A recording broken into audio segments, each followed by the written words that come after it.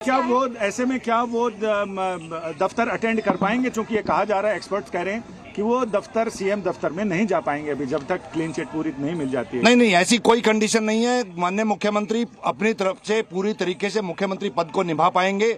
ऐसी कोई कंडीशंस अभी तक मेरी नॉलेज में नहीं है। बाकी डिटेल ऑर्डर आने के बाद उसके बारे में इसमें ये कि बाकी ईडी में जो शर्तें थी उसमें ये थी कि एक तो वो जांच में सहयोग करेंगे, और क्या क्या शर्तें थी उसमें? जांच में सहयोग करेंगे। जब भी कोर्ट्स में हियरिंग होगी उसमें in person he exemption allow करेगी कोर्ट, तो उसके अकॉर्डिंगली फॉलो करना पड़ेगा।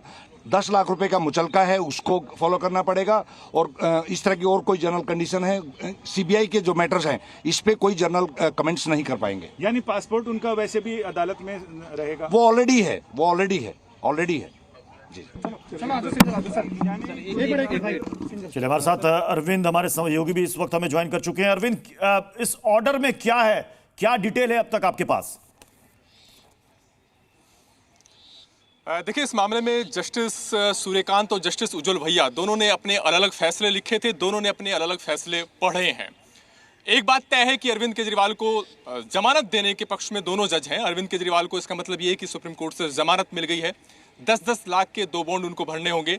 लेकिन सबसे महत्वपूर्ण बात यह कि कोर्ट ने साफ कर दिया है कि ईडी के केस में जो सुप्रीम कोर्ट से उन्हें अंतरिम जमानत मिली है वो शर्तें अभी भी इस केस में भी लागू होंगी।